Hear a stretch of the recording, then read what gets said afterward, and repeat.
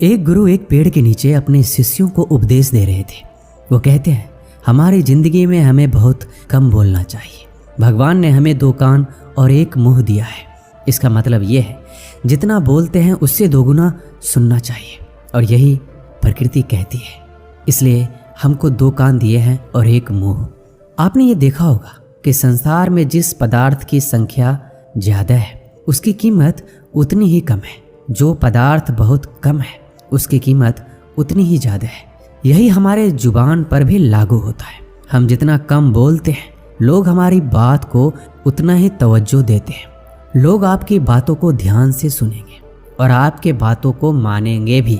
तभी उनमें से एक शिष्य खड़ा होकर कहता है, गुरुदेव, यदि हम कम बोलेंगे तो सामने वाले को हमारी बात कैसे समझा पाएंगे। मान के चलो कि मुझे किसी को उपदेश देना है। यदि मैं उसे सही से बोलकर या पूरा बोलकर उपदेश नहीं दूंगा तो वो अगले वाला मुझे गलत समझ सकता है, या हो सकता है कि मेरी बातों का गलत उदाहरण निकालकर वो अपनी ज़िंदगी में कुछ गलती कर दे, तो उसका दोष मुझे लगेगा।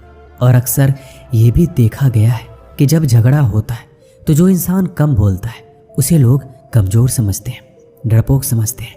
तो गुरुदेव, वहाँ पर हमें कम बोलना कैसे उचित है?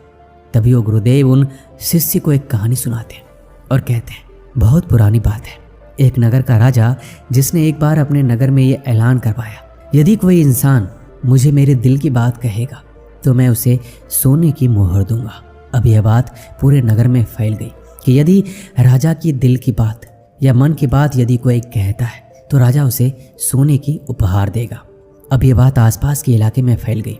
जो बड़े बड़े पंडित थे, बड़े बड़े साधु थे, ज्ञानी थे, सभी साधु पंडित उस दरबार में पहुंचे और राजा को नई नई बातें बताने लगे, उनके मन की बातें बताने लगे। राजा हर किसी की बात को सुनता और यही कहता कि यह मेरे मन की बात नहीं है, यह मेरे दिल की बात नहीं है।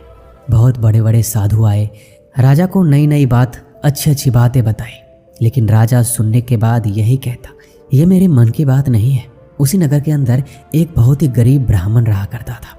एक दिन उस ब्राह्मण की पत्नी उस ब्राह्मण को कहती है कि आप यहाँ बैठे बैठे क्या कर रहे हो? राजा तो दरबार में मोहरे बांट रहा है और आप यहीं पर बैठे हो। आप भी तो जाओ, कोई बात राजा को बताओ ताकि राजा आपको सोने की मोहर दे। ये बात सुनने के बाद वो ब्राह्मण कहता है, तू पागल है, ये काम तो बड़े बड़े पंडितों का है। जो बड़ा साधु हो, जिसने दुनिया का बहुत सारा ज्ञान अर्जित कर रखा हो, ये उनका काम है। राजा उन्हें मोहरे देता है, भले मुझे क्यों दे, मुझे तो कुछ आता भी नहीं है। तभी वो ब्राह्मणी कहती है, आप जाकर एक काम करना, आप राज दरबार में पहुंचो, तब राजा से आपकी नज़र मिले तो आप पूर्व की तरफ एक उंगली कर देना। मुझे पता है यदि राजा समझदार होगा तो सबकी मुख बंद करके आपको मोहर दे देगा। ये बात सुनने के बाद वो ब्राह्मण राज दरबार में जाता है और जैसे ही राजा से नजरें मिलती है वो पूर्व की तरफ उंगली दिखाता है। राजा की नज़र उस ब्राह्मण पर पड़ी। जैसे ही राजा की नज़र उस ब्राह्मण पर पड़ी, राजा ने कहा, इस ब्राह्मण को एक मोहर दे दो। अब जो वहाँ पंडित बैठे थे, जो राजा को अपनी बातें बता रहे थे, वो ये सोचकर हैरान रह गए कि इस ब्राह्मण ने सिर्फ एक उंगली दिखाई और इसे मोहर मिल गई। वो मोहर लेकर ब्राह्मण अपने घर आ गया और अपने बीबी को लाकर वो मोहर दे दी और कहा कि आज तो राजा ने मुझे सबसे पहले मोहर दी, मैंने सिर्फ उंगली दिखाया था, लेकिन आखिर राजा क्या समझा मेरी उंगली से? उसकी पत्नी कहती है, अब ये बात जानने से कोई मतलब नहीं, अब आप बस बैठ जाओ और कल सुबह जाना। उसके बाद दूसरे दिन वो ब्राह्मण फिर नहा धोकर तैयार होकर राजा के दरबार में जाता है। इस बार उसकी पत्नी ने कहा था कि आज पश्चिम की तरफ अपनी उंगली करना। वो ब्राह्मण राज दरबार में जाता है और जैसे ही राजा से उसकी नज़रें मिलती है वो पश्चिम की तरफ उंगली करता है और राजा उसे मोहर दे देता है।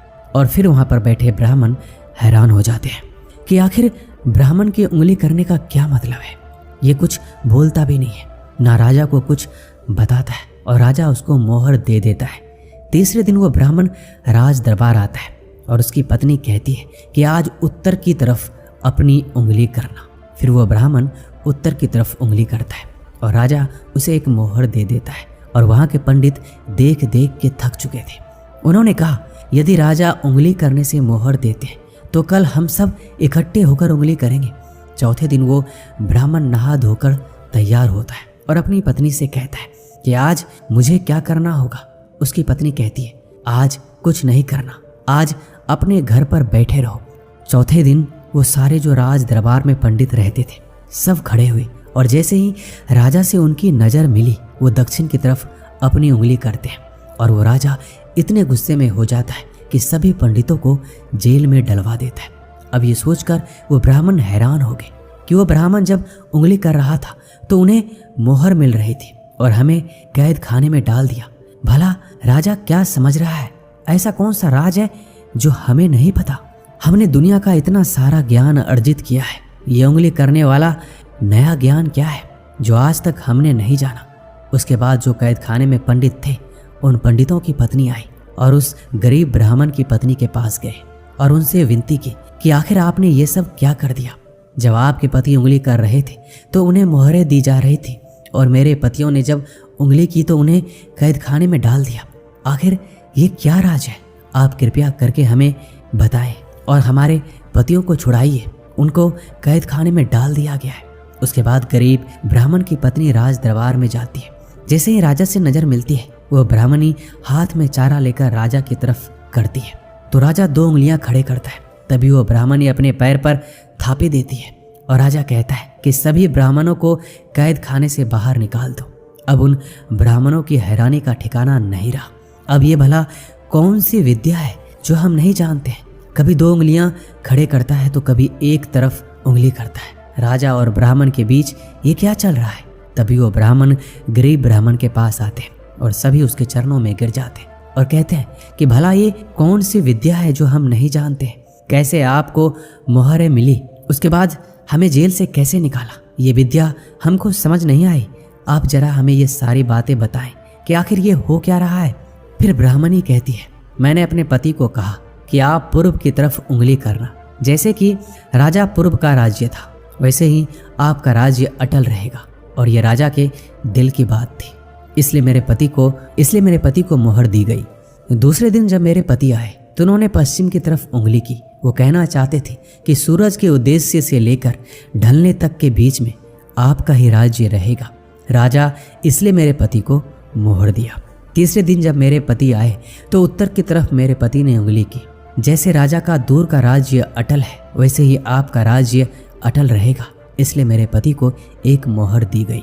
और चौथे दिन आप लोगों ने इकट्ठे होकर दक्षिण की तरफ उंगली की। इधर तो राजा रावण का राज्य चला गया, उसे मार दिया गया, इसलिए राजा ने यह गलत संदेश माना और आपको कैद खाने में डलवा दिया। फिर वो ब्राह्मण कहते हैं, तो हमें आपने निकाला कैसे? फिर वो ब्राह्मणी बताती है, मैं अपने हाथ में चारा लेकर आई और मैं राजा को यह बताना चाहती थी कि जो कैद खाने में बैठे हैं वो खड़ खाने वाले हैं और वो जानवर से ज़्यादा कुछ भी नहीं है। तभी राजा ने 2 उंगलियां खड़ी की, इसलिए कि फिर जानवर है तो उनके सींग क्यों नहीं है? तो फिर मैंने अपने पैर पर थापे दी, यानी कि कोई सींग वाले जानवर होते हैं और कोई बिना सींग के भी जानवर होते हैं, इसलिए राजा ने आप सबको बाहर निकाल दिया। ये कहानी सुनने के बाद गुरुदेव कहते हैं कि हम कम शब्दों में इशारे से भी इतना बड़ा ज्ञान किसी को दे सकते हैं जो दुनिया के कितने भी शब्द बोलने के बाद भी हम अगले को समझा नहीं सकते। और समझने वाला भी ज्ञानी होना चाहिए, तभी तो ज्ञान देने का हमारा मकसद पूरा हो पाएगा। यदि अगला आदमी हमारे ज्ञान को समझ ही नहीं रहा है तो भला उसको क्या ज्ञान देना? वो तो एक जानवर की तरह है। उसके बाद गुरुदेव कहते हैं कि हर इंसान को अपनी ज़िंदगी में इन 5 परिस्थितियों में हमेशा चुप रहना चाहिए और इन 5 जगहों पर जो इंसान बहुत कम बोलता है या फिर बोलता ही नहीं है वो लोग उन्हें एक अलग नज़र से देखेंगे, एक ज्ञानी के रूप में जानेंगे, उसकी इज्जत जरूर बढ़ जाएगी। पहली बात, जब तुम्हें लगता है कि कोई व्यक्ति तुम्हारी भावनाओं को तुम्हारी शब्दों से नहीं समझ पा रहा है, ऐसी परिस्थिति में इंसान का चुप रहना ही बेहतर है।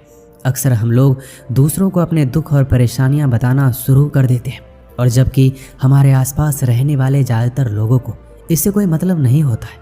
हर इंसान को केवल खुद से ही मतलब होता है। एक बार या 2 बार कोई इंसान तुम्हारे दुख और तकलीफ़ों को सुनेगा, लेकिन उसके बाद वो तुमसे दूर भागना शुरू कर देगा, क्योंकि कोई भी व्यक्ति दुखी इंसान के साथ रहना पसंद नहीं करता। इसलिए अपने कुछ करीबी खास मित्रों और परिवार के सदस्यों के अलावा किसी भी इंसान के सामने अपनी परिस्थितियां नहीं बतानी चाहिए, या फिर किसी और के सामने हमें बिल्कुल कम बोलना चाहिए। नहीं तो हम मजाक का पात्र भी बन जाते हैं। जब तुम्हें ये नहीं पता हो कि किसी विशेष मौके पर क्या बोलना है या किसी विशेष घटना के बारे में तुम्हें आधा अधूरा ही ज्ञान हो, ऐसे मौके पर हमें चुप रहना चाहिए। अक्सर व्यक्ति अपने आधे अधूरे ज्ञान के साथ बोलना शुरू कर देता है तो वो हंसी का पात्र बन जाता है। ऐसे व्यक्ति को लोग गंभीरता से नहीं लेते हैं। तीसरी जगह, जब कोई इंसान तुम्हारे सामने किसी तीसरे इंसान की बुराई कर रहा हो तो ऐसी परिस्थिति में तुम्हें चुप रहना चाहिए। कभी भी नकारात्मक बातचीत का हिस्सा नहीं बनना चाहिए, क्योंकि जो इंसान तुम्हारे सामने किसी इंसान की बुराई कर रहा है वो कल किसी और के सामने तुम्हारी बुराई करेगा। इसलिए जब भी कोई व्यक्ति किसी तीसरे की बुराई करे, उसके बुरे समय का मजाक उड़ाए, तो तुम्हें सिर्फ उनकी बातों को सुनना है, उस पर किसी भी प्रकार की राय या प्रतिक्रिया नहीं देनी है। चौथी जगह, जब कोई तुम्हारे ऊपर गुस्सा या घृणा से चिल्ला रहा हो, तुम्हारा अपमान करने की कोशिश कर रहा हो, ऐसी परिस्थिति में तुम चुप रहकर सामने वाले के गुस्सा या घृणा को कम कर सकते हो। साथ ही तुम इस स्थिति को और अधिक खराब होने से बचा सकते हो। गुस्सा कम होने पर जब व्यक्ति को अपनी गलती का एहसास होगा तो हो सकता है वो आपसे माफी भी मांग लेगा। साथ ही तुम इस स्थिति को अधिक खराब होने से बचा सकते हो। गुस्सा कम होने पर उस व्यक्ति को अपनी गलती का एहसास होगा तो हो सकता है कि वो आपसे माफी भी मांग ले, लेकिन हर परिस्थिति में तुम्हें चुप नहीं रहना है। यदि कोई व्यक्ति गलत कर रहा है तो हमें चुप नहीं रहना चाहिए, क्योंकि कुछ लोग ऐसे होते हैं जिन्हें चुप रहना हमारी कमजोरी प्रतीत होती है। गुस्से के दौरान चुप रहने का ये तरीका सिर्फ सगे संबंधी, अपने मित्र और अपने परिवार के साथ ही अच्छा है। हर किसी इंसान के साथ नहीं करना है। यदि कोई गलत कर रहा है तो उसका हमें जवाब देना है। पांचवी और आखिरी परिस्थिति, जब कोई इंसान तुमसे अपने जीवन की कोई दुख भरी घटना या परेशानी साझा कर रहा हो, ऐसी परिस्थिति में हमें चुप रहकर उनकी बातों को ध्यान से सुनना है। कुछ लोग ऐसे होते हैं जिन्हें अपनी समस्या सुनाने पर तुरंत समाधान देना शुरू कर देते हैं, जबकि कोई इंसान अपनी परेशानी बताता है तो वो चाहता है कि हम उसकी बातों को पूरे ध्यान से सुने, क्योंकि जब हम किसी की बात पूरी सुनते हैं तो उस इंसान को एक शांति मिलती है, एक शांति का अनुभव होता है। उसे लगता है कोई तो है जो मेरी बातों को ध्यान से सुन रहा है। इसके बाद वो गुरुदेव कहते हैं कि इन 5 परिस्थितियों को हमेशा याद रखना और यहाँ पर इंसान को कम बोलना चाहिए, क्योंकि इंसान एक दुकान है और उसकी जुबान एक ताला। जब ये खुलता है तभी पता चलता है कि दुकान सोने की है या कोयले की। इसलिए हमारी शब्दों की कीमत ज़्यादा नहीं होनी चाहिए। इसलिए हमारी शब्दों की कीमत ज़्यादा होनी चाहिए, और ये तभी होगी जब हम कम बोलेंगे। दोस्तों, इस वीडियो में बस इतना ही। मिलते हैं अगले वीडियो में। अपना ख्याल रखिएगा। धन्यवाद।